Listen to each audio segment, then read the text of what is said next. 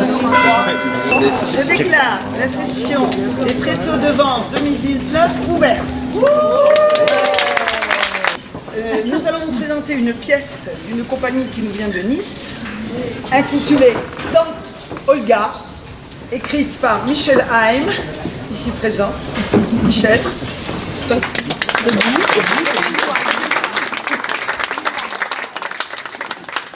Interprétée par les comédiens du Théâtre du Phénix, dirigé par Alain Clément.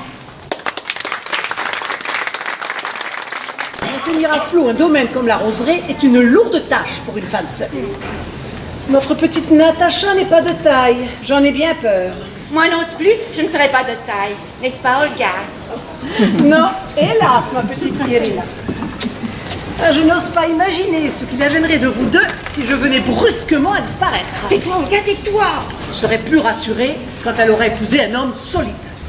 Malheureusement, ce n'est pas de même. Moi, j'aurais choisi Igor. Un bel homme, avec ses grands yeux noirs et ses mains blanches. Oči čornie, oči strasnie, oči žgučie i priskrasnie. La la la! De grâce, Irina! Comment peut-on chanter aussi faux? Je ne sais pas, Olga, c'est naturel. Docteur, je vous présente ma sœur, Irina Sergeïevna. Mes hommages, Irina Sergeïevna. Docteur, Roman Ivanovitch est médecin, Irina. C'est lui qui a repris le cabinet du regretté docteur Jivago. Le médecin, je ne suis pas malade. Ma visite n'a rien de médical, Irina Sergeïevna. Pouvez-vous être plus précis, Roman Ivanovitch? Bien sûr, bien sûr. Bien sûr, Olga Sergeïevna. Donc, Roman Ivanovitch, vous êtes venu nous faire part d'un coup de foudre que vous avez eu pour nous trois, dimanche dernier, au sortir de la messe. C'est surtout la vision de Natacha Petrovna qui m'a foudroyé. Son élégance, sa prestance, sa grâce, sa beauté. Si je comprends bien, vous avez remarqué notre nièce. Remarquez, c'est peu dit, Olga Sergeïevna. Que comptez-vous dire à notre nièce, Roman Ivanovitch? Ce que je ressens, que mon seul désir est de vivre dans son nom. Dans son nom. Oui, Irina Sergeïevna, comme je serais heureux si je pouvais être l'ombre de Natacha Petrovna. En revanche, il paraît que l'on peut vous voir à la nuit tombée dans certains bars au bord de la Volga, offrant à boire au batelier. La bonne société se pose des questions à votre sujet. Elle se demande, par exemple, si vous ne seriez pas socialiste. Socialiste? Jésus Marie-Joseph. Oui, socialiste, Roman Ivanovitch. Vous savez bien, ces fous fanatiques qui veulent tout nous prendre. Nos terres, nos maisons, nos économies, tout. Tout pour les moujiks. Tout pour les moujiks. Connaissant notre nièce, il vaut mieux nous laisser la préparer à cette demande en mariage quelque peu impromptue. Vous pensez qu'il vaut mieux... Il vaut mieux. Olga a raison. Olga a toujours raison. Que se passe-t-il? Vous me paraissez bien excités toutes les deux. Voilà. Nous venons d'avoir la visite de Roman Ivanovitch, le médecin qui a repris le cabinet du docteur Jivago. Avec une certaine Lara. Et même que ça fait toute une histoire. Ainsi me dire qu'il ne faut pas grand-chose pour faire parler les gens. Pour revenir à Roman Ivanovitch, c'est un homme d'une quarantaine d'années. Bien de sa personne. Il était à la sortie de la messe dimanche dernier. Peut-être l'as-tu remarqué. Non, je ne vois pas. Pourtant, il est très bien. S'il est très bien, pourquoi s'est-il installé à Simbirsk? Ah oui, Olga. Pourquoi Roman Ivanovitch s'est-il installé à Simbirsk? Mais peu importe, Irina. L'important est qu'il soit venu nous voir cet après-midi. Alors que nous ne sommes pas malades. Cela a dû vous changer de la visite hebdomadaire du vieux renard poilu. Ah, le vieux renard poilu. S'il vous plaît, un peu de respect pour Vassili Vassilievitch. Grâce à lui, Natacha a une belle dot aujourd'hui. Si je comprends bien, ce docteur est venu vous demander ma main. C'est une chance pour toi, Natacha. Un médecin de campagne. Bonjour la chance. Il a hérité d'un petit pécule qui, entre les mains de Vassili Vassilievitch, a déjà dû sensiblement gonflé. Accepte-moi de le rencontrer. À quoi bon? Je le vois d'ici, votre Roman Ivanovitch. Un nain, comme les autres. Pas du tout. Oh, Irina, si cette fois ce pouvait être le bon. Croisons les doigts, Olga. Croisons les doigts. Est-ce une façon de m'annoncer qu'elle n'est pas disposée à m'épouser? Pour être tout à fait franche, notre nièce semble peu disposée à épouser qui que ce soit. Mais cela peut Lui changer. avez-vous parlé de ma visite? Dieu. Mais qu'a-t-elle dit? Demain est un autre jour. C'est bien ce qu'elle a dit, n'est-ce pas, Olga? Demain est un autre jour. Natacha n'est pas avec toi. Ne me dis pas qu'elle ne veut plus rencontrer Roman Ivanovitch. Tu n'y es pas du tout dans ton regard. Je voulais simplement terminer mon chapitre. Ah, Natacha Petrovna, vous, vos yeux, votre regard pareil au regard des statues, et votre voix lointaine et grave, elle a l'inflexion des voix chères qui se sont tues. Quel poète vous faire, Roman Ivanovitch. Ah oui, quel poète. Verlaine, Vous connaissez Natacha Petrovna, je ne vais pas vous importuner plus longtemps. Je vous laisse à votre lecture. Roman Ivanovitch, demeurez s'il vous plaît. Anna Karenine attendra. Vous étiez prête à me quitter tant vous aviez hâte d'en connaître la fin. Je vous ai dit cela en effet, espérant que vous me retiendriez. Vraiment? Oh, mais pourtant, vous paraissiez si distante. Qu'auriez-vous pensé si je m'étais jetée à votre tête? Alors que nous nous connaissons à peine, Roman Ivanovitch. Mettez-vous à ma place. Mettez-vous à la mienne, Natacha Petrovna. Vous disiez ce qui vous amène, lieutenant. Kalachnikov. Alexei Mirailovitch Kalachnikov.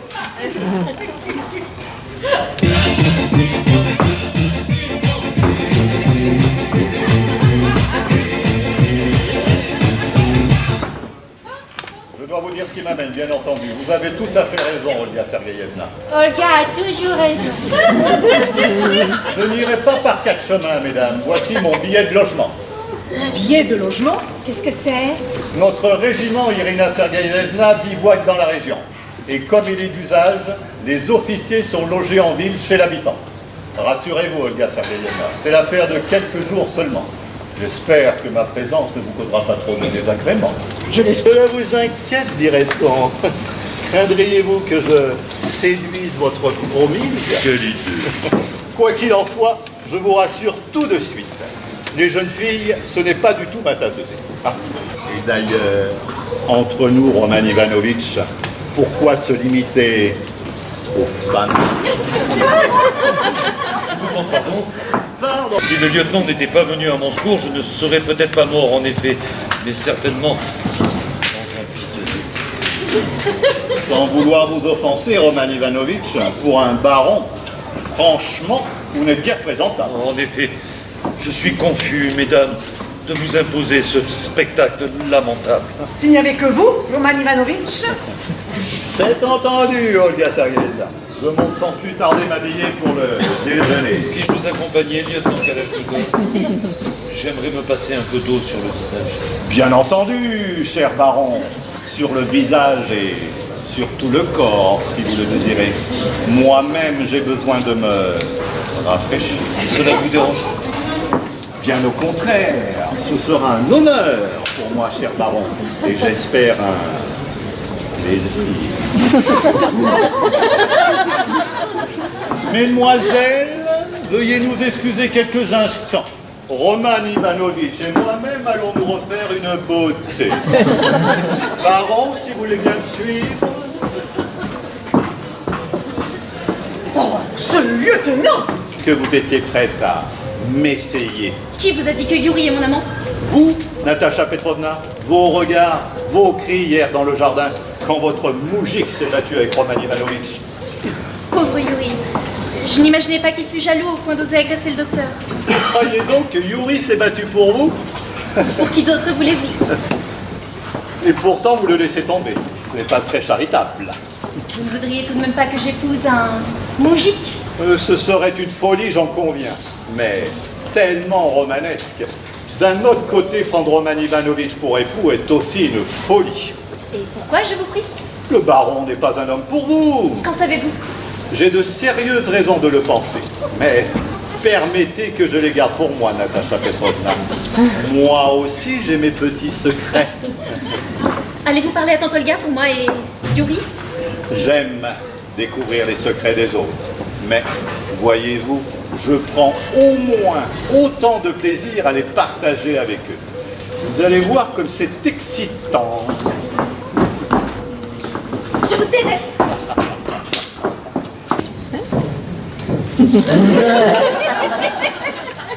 Est-ce à dire que toi et Yuri, N'est-ce pas ce que t'a dit le lieutenant?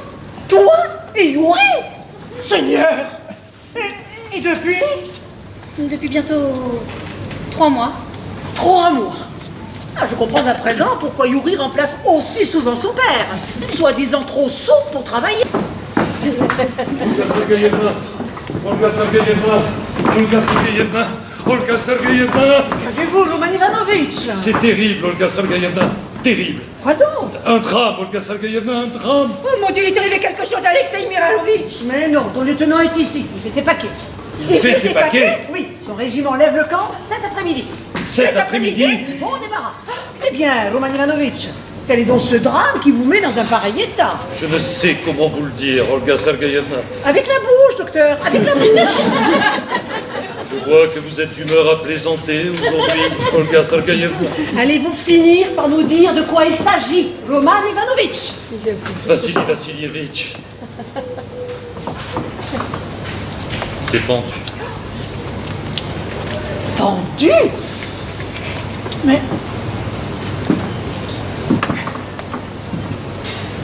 pourquoi?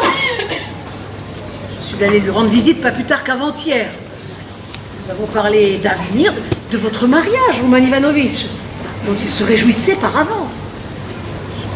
Je vous assure qu'il n'avait aucune raison de se pendre. Avant-hier, non, mais aujourd'hui, hélas. Vous n'avez pas lu le journal? Un article révèle qu'il n'y a pas d'or en Sibérie. Il n'y a pas d'or en Sibérie. Non, il n'y en a jamais eu, Olga Sergeyevna. Les titres de Sibérie, les mines d'or, dont les titres grimpés en flèche, n'étaient qu'une vaste escroquerie. Oh ma petite Olga, elle est morte. Non, non, non, elle est simplement évanouie. Calmez-vous, calmez-vous, Elina Sergeyevna. Ce n'est rien, c'est le choc. Elle revient. Oh, Dieu faut louer.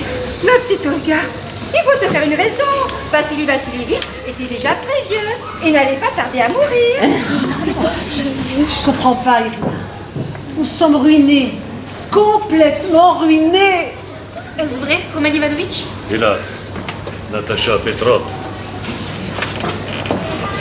Votre tante et tous les malheureux qui ont confié leur argent à Vassili Vassilievitch ont tout perdu aujourd'hui. Quelle catastrophe! Tu n'as plus un copec de dot, ma pauvre Natacha. Le baron se moque bien de ma dot, n'est-ce pas? Il va m'épouser, et bientôt, mes tantes, nous nous retrouverons toutes les trois à Saint-Pétersbourg. Oh, Saint-Pétersbourg, tu entends ça, Olga? C'est merveilleux. Oui, Roman Ivanovitch. Je suis prête à vous épouser. Eh bien, cachez votre joie. Ne voulez-vous plus de moi? Suis-je moins aimable depuis que mes tantes sont ruinées? Ce n'est pas cela, Natacha Petrovna, Mais quoi, Roman Ivanovitch? je dois vous le dire, Natacha Petrovna, je ne suis pas l'homme que vous croyez. Qu'est-ce que cela signifie? Roman Ivanovitch n'est pas baron, Natacha. Roman Ivanovitch, pas baron. Non, Irina. C'est moi qui lui ai conseillé de se faire passer pour baron. Mais pourquoi, tante Olga? Pourquoi? Pour que je sois plus séduisant à vos yeux, Natacha Petrovna. C'était pour ton bien, Natacha. Et vous? Comment avez-vous pu me mentir à ce point? Je suis désolé. Pas tant que moi, Roman Ivanovitch. Pas tant que moi. Que Roman Ivanovitch ne soit pas baron n'est pas le plus grave, Natacha. Le pire, c'est que lui aussi a tout perdu, avec Vassili Vassilievitch.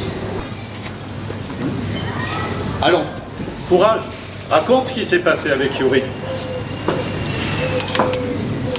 Bon. Bon, eh bien voilà. Il y a un mois, Yuri est venu me consulter à cause d'un problème intime. Rien de bien grave en vérité, mais cela nécessitait un examen un peu délicat. C'est quoi, Olga, un examen délicat? Un examen qui demande beaucoup de délicatesse, Irina. Je cours de cet examen, comme Yuri se trouvait dénudé, offert, pour ainsi dire, je n'ai pu m'empêcher d'oser des gestes qui n'ont rien de clinique. C'est quoi, Olga, des gestes cliniques? Irina, tu te tais, s'il te plaît. Je veux tout savoir. Puisque vous y tenez, sachez que tout d'abord, Yuri s'est laissé faire. D'ailleurs, je pouvais constater de visu que mes initiatives ne le laissaient pas totalement indifférent. Bien au contraire. C'est pas possible. Vous mentez, pas Yuri. L'homme n'est en fait qu'une petite chose sensible, Natacha Petrovna. Et votre Yuri est un homme comme les autres. Après, qu'avez-vous fait après? Rien. Après, il s'est rhabillé, il s'en est allé, sans rien dire. Seigneur, dans quel monde vivons-nous? Est-ce vrai que tu repars aujourd'hui? Pourquoi, Roman? Tu voudrais nous suivre? Oh non, c'est pas vrai. Docteur, Alexei, vous partez pas. Si, hélas, Irina, je dois partir cet après-midi pour Saint-Pétersbourg. Saint-Pétersbourg. Et il neige à Saint-Pétersbourg. Tu n'avais pas besoin d'un médecin par hasard dans ton régiment. Pourquoi, Roman? Tu voudrais nous suivre? Te suivre, oui, si c'est possible. Je ferai en sorte que cela le soit. Moi aussi, je vous suis, Alexei. C'est impossible, Irina. Que feriez-vous dans un régiment de cavalerie? D'abord, vous y connaissez-vous en chevaux? Non, Alexei, je n'y connais rien. Vous voyez bien, hein? Fichez le camp, Kalachnikov. Vous êtes suffisamment moqués de nous. Ne vous fâchez pas, Olga Sergeyevna. Je m'en vais. Je vous salue, mesdames. Pardon, mesdemoiselles. Alexei, vous ne m'embrassez pas? Si, bien sûr. Adieu, chère Irina. Qu'est-ce que ça veut dire? Elle est folle, tu sais bien. Fais des adieux et on y va. Gardez votre salive pour d'autres turpitudes. Roman Ivanovitch, fichez le camp avec Kalachnikov. Et qu'on ne vous revoie plus jamais à Sibir. Alexei! Alexei! Vraiment, tante Irina. Ne folle pas, Irina, ce n'est qu'un léger malaise. Avec ce temps orageux, rien d'étonnant. Ce n'est pas le temps, tante Olga. Je suis enceinte. Il manquait plus que ça. C'est... Quel crime avons-nous commis pour subir un tel châtiment? Enceinte? Comme Macha? Comment est-ce possible? Il suffit de coucher avec un homme, Irina. Oh, je sais bien, Olga, je suis pas complètement folle. Il fallait s'y attendre. 3 mois qu'elle copule avec Yuri. Quand on pense que pour Macha, une seule nuit a suffi. Une seule nuit?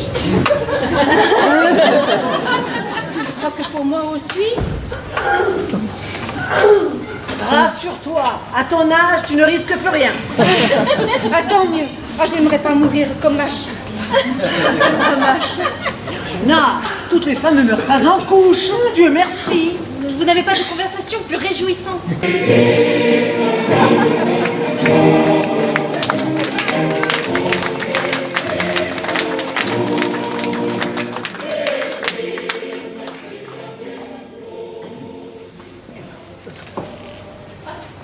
Vous? Facile, Vladimir Ilitch Ulyanov.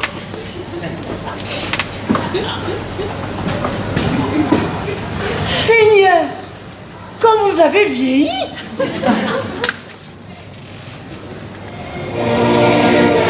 Merci d'avoir été là avec ce début de pluie qui après nous a abandonnés grâce à Dieu. D'ailleurs, Dieu est intervenu au bon moment pendant la pièce. Voilà. Bien sûr, merci à Hélène, merci au Tréteau de Vence de nous avoir invités à faire cette pré-ouverture, puisque c'est Michel Haine qui fera l'ouverture du festival tout à l'heure avec sa pièce. Merci à tout le staff qui nous a accueillis, qui nous a aidés. Voilà. Pour la petite histoire, si vous cherchez Simbirsk sur une carte de Russie, vous ne la trouverez plus, puisque depuis 1924, c'est devenu Ulyanovsk, en l'honneur bien sûr de monsieur Vladimir Ilitch Ulyanov, dit Lénine, bien sûr. Voilà, ça c'était pour la petite histoire.